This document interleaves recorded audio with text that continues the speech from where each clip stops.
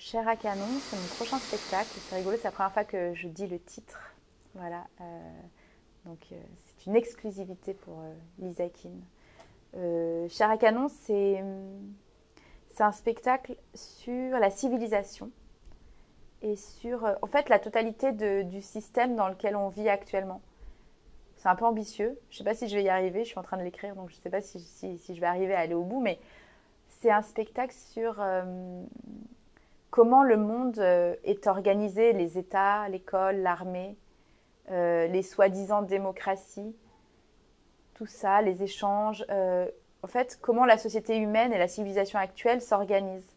Et c'est l'histoire d'une mère qui raconte ça à son enfant à naître. Et donc, il lui explique le monde dans lequel il va naître et comment il faut gérer. Parce que je me rends compte que on est énormément contraint par tout l'écosystème industriel. C'est-à-dire que, par exemple, on n'a pas le choix d'utiliser des voitures, on n'a pas le choix d'utiliser Internet maintenant. On dépend de l'électricité. Notre survie dépend du pétrole parce que quasiment tout ce qu'on consomme se déplace et vient de loin. Donc on s'est rendu extrêmement dépendant de beaucoup de choses. Et pour redevenir indépendant, c'est très dur parce que les barreaux inférieurs de l'échelle ont complètement disparu. Par exemple, Paris était autosuffisant alimentairement jusqu'aux années 30 et maintenant, c'est plus le cas. Donc, si le système pétrolier n'existe plus, ben, en fait, on ne peut plus survivre dans ce monde. C'est pareil avec les forêts. Je me rends compte que jusqu'au XVIe, XVIIe siècle, les forêts étaient des espaces communs où les pauvres et tout le monde pouvait aller pour utiliser les ressources, que ce soit le bois pour se chauffer, la cueillette, faire paître les animaux et tout ça. Et aujourd'hui, il y a 80% des forêts françaises, par exemple, qui sont privées et on n'a plus accès à ça. Donc, je me rends compte que l'espace public qui nous appartient est de plus en plus restreint.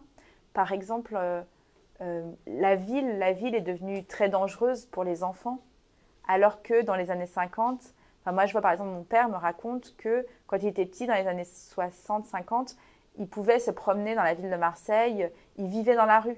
Entre 0 et 6 ans, il vivait dans la rue et il n'y avait pas de voiture individuelle, il y avait des trams, il y avait un système de transport en commun qui était extrêmement dense, mais il n'y avait pas encore le règne de la voiture individuelle.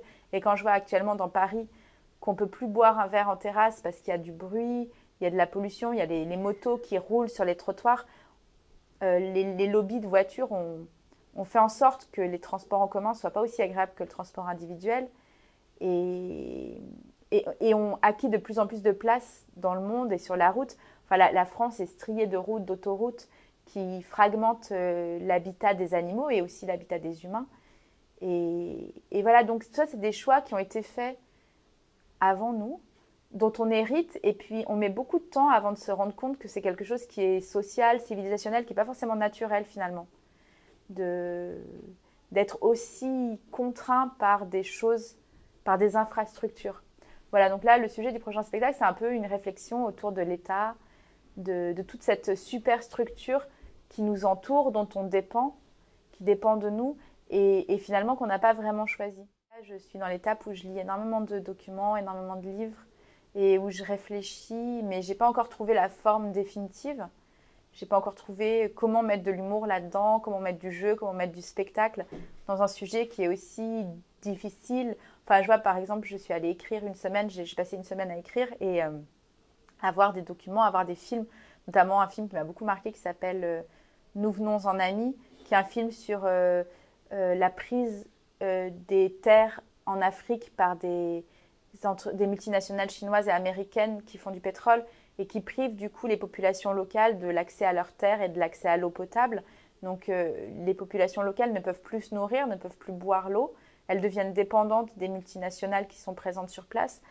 Et ça, c'était horrible de voir ça, parce qu'on le sait, mais après, quand on lit vraiment les choses, quand on lit vraiment comment les pays du Sud sont surexploités et détruits par les multinationales, c'est vraiment très dur. Donc voilà, je suis partie une semaine, j'ai beaucoup, beaucoup pleuré en m'apercevant du niveau de destruction de la planète et des êtres humains et tous les êtres vivants, etc. Et voilà, pour l'instant, je ne suis pas encore à l'étape où ça devient un spectacle et où c'est marrant et tout. Mais sur Fukushima, par exemple, ça a été un peu la même chose. C'est-à-dire, j'ai passé peut-être 3 mois à me documenter, à lire les rapports de l'IRSN sur la catastrophe. Voilà, disons que j'ai passé peut-être entre 3 et 6 mois à lire des documents, à étudier la question, et après encore 6 mois à digérer et à en faire quelque chose de théâtral. Voilà, donc en gros, il me faut à peu près 1 an, entre 1 et 2 ans pour arriver à faire un spectacle. Celui que je suis en train d'écrire actuellement, Chair à canon, j'y pense depuis 2 ans déjà. Donc si j'aimerais le finir pour le printemps, donc en tout, ça fera à peu près 3 ans de réflexion, 3 ans de travail, mais avec des périodes plus ou moins intenses.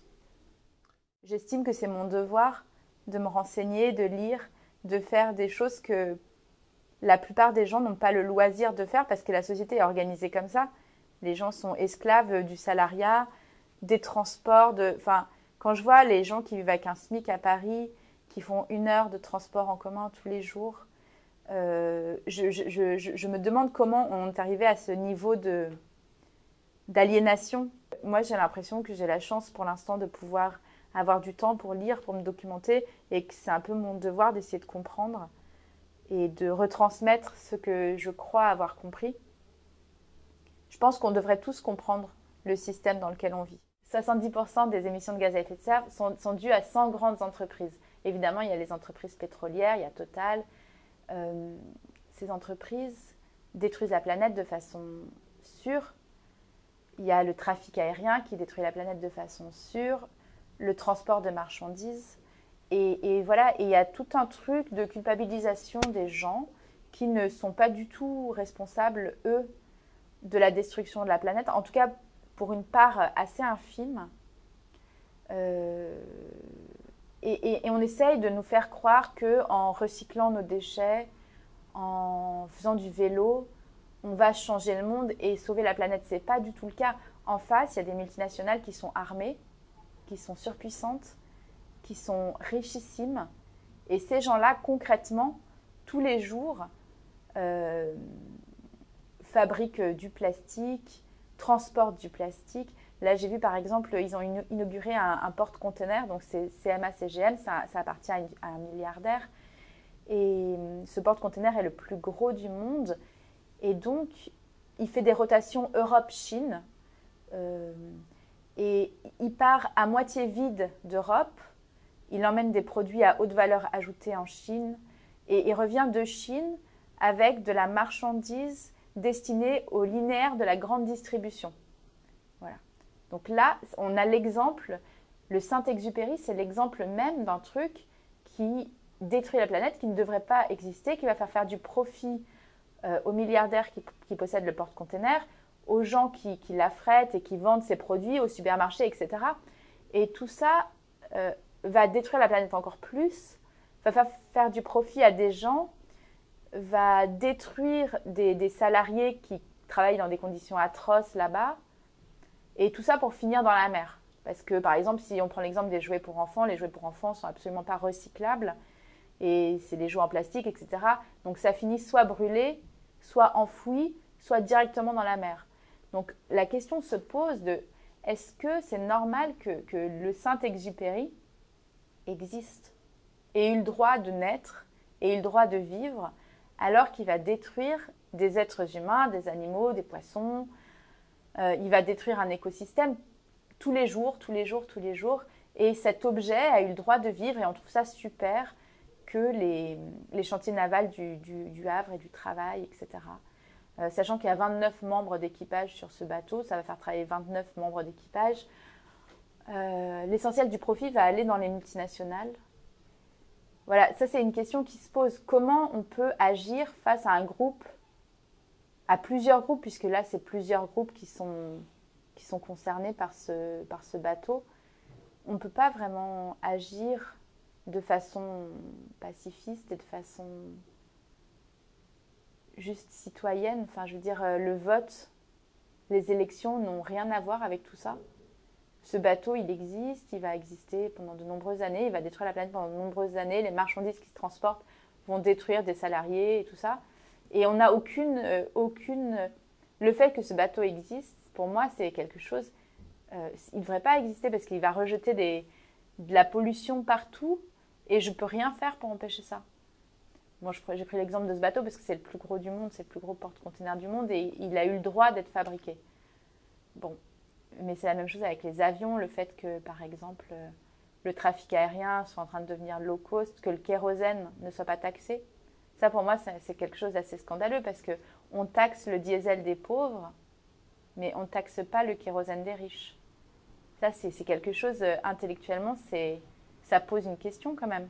Pourquoi le kérosène des avions n'est pas taxé, rendant le trafic aérien plus compétitif que le train, alors qu'on sait que c'est quelque chose de mortifère. Enfin, il y a plein de questions comme ça. Qu'est-ce qu'on fait contre les extractions pétrolières, les industries minières, qui sont des industries qui tuent physiquement des gens? Il y a des enfants qui vont dans des mines en Afrique pour extraire de l'or. Et après, voilà, ça finit sur le coup des actrices françaises dans les journaux. Ça, c'est quelque chose... c'est assez étrange, quoi, ce fonctionnement. Mais qu'est-ce qu'on peut faire contre des groupes comme ça qui sont à l'étranger, qui sont très armés et qui sont destinés à faire mourir des centaines, des milliers de gens? Voilà, ça c'est une question que je me pose. Comment résister, comment combattre des groupes qui ont pour eux l'absence de l'égalité internationale? Si on fait tous les petits gestes dont on nous parle là, les gestes d'écolo là, on fera baisser seulement de 20% les émissions. Si la planète entière fait tout ça, super bien, trie les déchets, met des ampoules à basse consommation, blablabla, on fera baisser le truc de 20%, c'est-à-dire c'est pas suffisant. Ça ne changera rien. Voilà, par exemple, si on prend l'exemple des véhicules électriques, ils sont aussi polluants que des diesels. Donc ça, c'est une grosse arnaque aussi. On nous fait croire qu'en changeant toute la flotte, on va résoudre le problème. Or non, en changeant toute la flotte, on va multiplier les extractions minières, multiplier la destruction de la planète. Pour faire rouler des voitures électriques, il faut de l'électricité, donc soit du nucléaire, soit du charbon, soit de l'hydraulique qui détraque les fleuves et qui empêche les poissons de remonter les fleuves, etc. Soit de l'éolien qui nécessite aussi beaucoup de matériaux rares, etc. Donc voilà, c'est une fausse solution. Mais ça, c'est pas de moi. Hein. Ça, tout ça, je l'ai lu, je l'ai étudié, j'ai lu des livres sur le sujet et c'est pas moi. Là, depuis 70 ans, 100 ans peut-être, on est dans un système qui détruit la planète et qui détruit les hommes, etc. C'est pas vieux. Le plastique, c'est 1950, c'est rien. 1950, c'est 70 ans, ça n'existait pas. Et tout à coup, les gens, ils disent, mais on ne peut pas se passer du plastique. Ben si, les mecs, il y a 70 ans, on s'en passait complètement. Donc, on peut s'en passer. On pourrait réserver le plastique, par exemple, à des usages médicaux, industriels, et faire en sorte que le plastique ne puisse pas se retrouver dans la nature. C'est comme pour le pétrole. Nous-mêmes, on ne se rend pas forcément compte qu'il y a des gens qui vivent dans les déchets toxiques des industries pétrolières. Il y a des enfants qui meurent dans plein de pays à cause des déchets toxiques qui nous bénéficient, qui sont à notre bénéfice, quoi. C'est-à-dire quand on prend notre voiture, on ne se rend pas compte que derrière, il y a des gens qui ne peuvent plus manger, plus boire l'eau dans leur ville, dans leur village, parce que nous, on utilise notre voiture. Mais c'est un système qui fait qu'on est complètement coupé de cette réalité. Par exemple, sur les paquets de cigarettes, il y a marqué « Fumer tue », mais à la pompe à essence, il n'y a pas marqué « Remplir votre réservoir d'essence tue ».